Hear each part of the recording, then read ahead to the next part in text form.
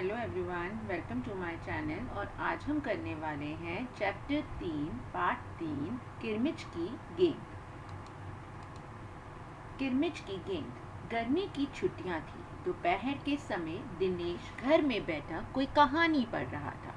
तभी पेड़ के पत्तों की हिलती हुई कोई वस्तु धम से घर के पीछे वाले बागीचे में गिरी। दिनेश आवाज से पहचान गया कि वह वस्तु क्या हो सकती है। वह एकदम से उठकर बरामदे में चिक सरकाकर बगीचे की ओर भागा। बच्चों, चिक होती है जो हम पर्दे की तरह होती है, तो वो हमें धूप आदि और मिट्टी आदि बचाने के लिए लगाई जाती है। तभी उसकी माँ ने बोला, अरे अरे बेटा, कहाँ जा रहे हो?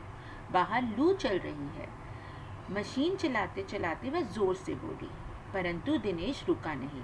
उसने पैरों में चप्पल भी नहीं पहनी थी। जून का महीना था। धरती तवे की तरह तप रही थी, पर दिनेश को पैरों में जलन की चिंता नहीं थी। वह जहां से आवाज आई उस ओर भागा। सामने की क्यारी में भिंडियों के ऊंचे ऊंचे पौधे थे और एक सीताफल की घनी बेल फैली हुई थी। क्यारियों के चारों ओर हरे हरे केले के वृक्ष लहरा रहे थे। दिनेश ने जल्दी जल्दी भिंडियों के पौधों को उलटना पलटना आरंभ किया। जब वहां कुछ नहीं मिला तो वह सारी सीताफल की बेलें छान मारी। बराबर में घूस के गड्ढे बना रहे थे। ढूंढते ढूंढते जब वह निगाह उधर गई तो उसने देखा गड्ढे के ऊपर एक बिल्कुल नई चमचमाती किरमिच की गेंद पड़ी। दिनेश ने हाथ बढ़ाकर गेंद उठा ली। लगता था जैसे किसी ने आज ही बाजार से खरीदी है। उसने उसे उलट पलट कर देखा, परंतु कुछ समझ नहीं आया। नजर उठाकर उसने तिमंजिली इमारत मतलब 3 फ्लोर वाली इमारत को देखा। किसी बच्चे ने इसे ऊपर से फेंका होगा और उस इमारत के इस ओर खुलने वाले सभी दरवाजे खिड़कियां बंद थे। छत की मुंडेर से लेके नीचे तक तेज धूप चिल्ला रही थी। फिर कौन खरीद सकता है नई गेंद?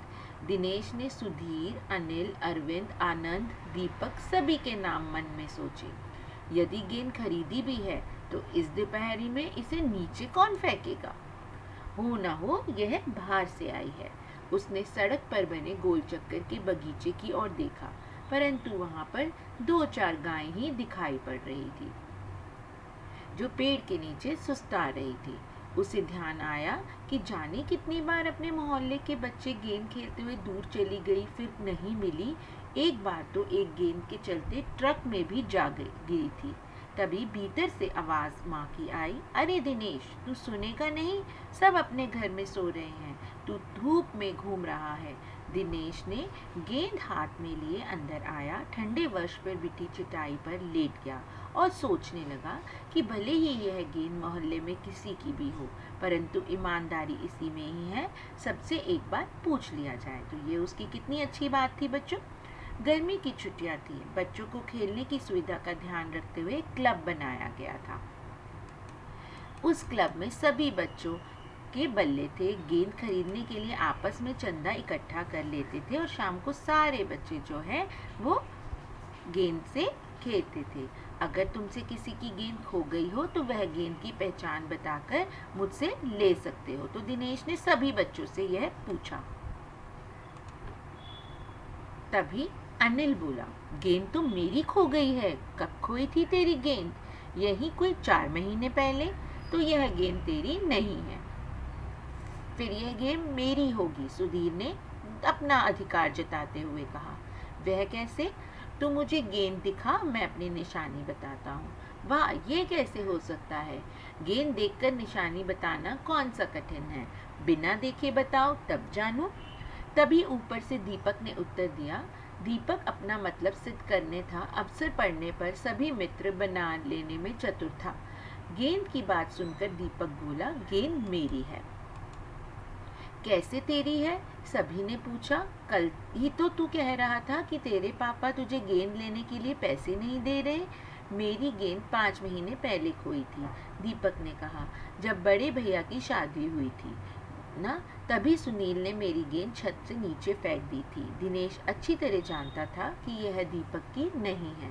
दीपक की गेंद 5 महीने पहले खोई थी और यह कभी नहीं हो सकता कि गेंद 5 महीने पड़ी रहे और उसे मिट्टी का दाग भी न लगे। दीपक ने कहा, मैं कुछ नहीं जानता, गेंद मेरी है और सिर्फ मेरी है। अरे जा जा, बड़ा आया गेंद वाला। तो वो आपस में लड़ने लगे। क्या सबूत है यह गेंद नीचे फेंकी थी? अनिल ने पूछा। दीपक ने कहा, हाँ सबूत है, मुझे गेंद दिखा दो, मैं फौरन बता दूंगा। दिनेश ने देखा कि झगड़ा बहुत बढ़ रहा है। गेंद हथियाने के लिए दीपक सुनील का सहारा ले रहा था। वह जानता था कि यदि गेंद दीपक के पास चली गई तो यह तीनों मिलकर खेलेंगे।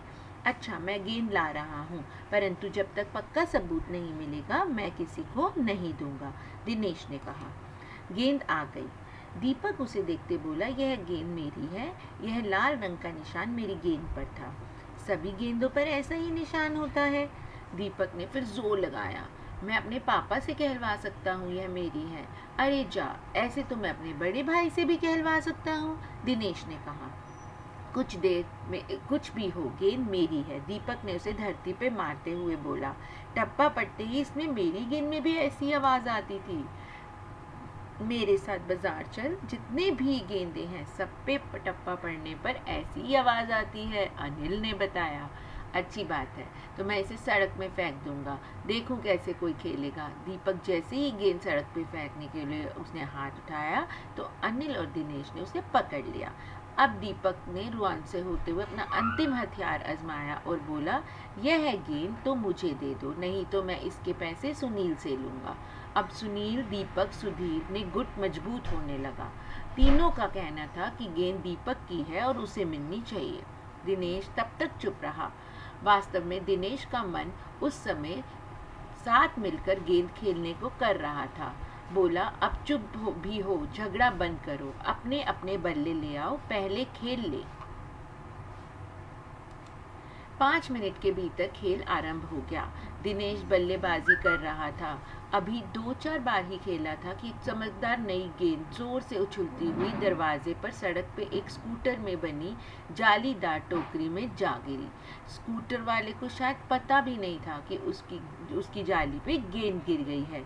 बच्चे पहले चिल्लाते हुए स्कूटर वाले के पीछे भागे, परंतु जल्दी ही सब रुक गए।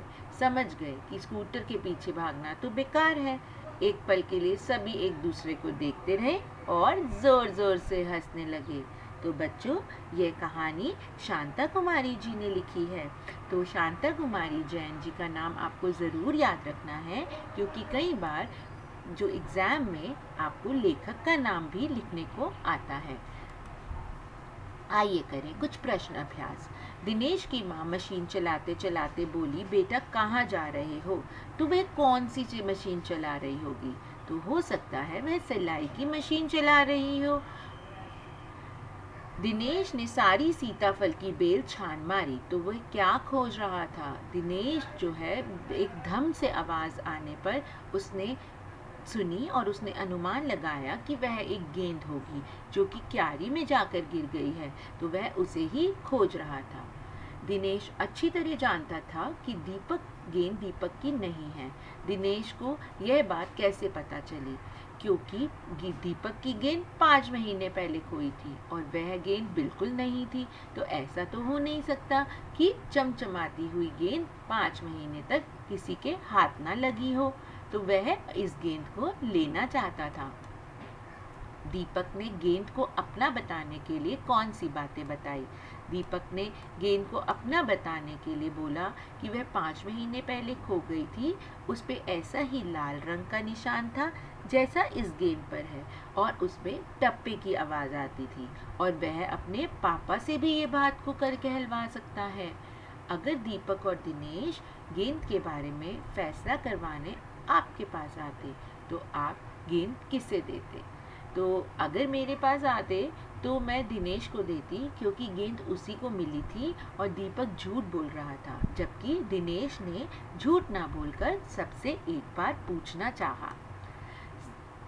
तो बहुत सारी क्यारियाँ होती हैं, उसमें बेलें होती हैं, तो बेलें घनी सीताफल की बेल, भिंडी की बेल, तो कौन सी पौधे की आपकी बेल जो है आपके घर में लगती है? तो बेलें जो है कद्दू की लगती है, तोरी की लगती है, करेले की लगती है, ककड़ी की लगती है और मटर की लगती है। और पौधे जो हैं बैंगन, मिर्ची, पपीता, टमाटर के लगते हैं।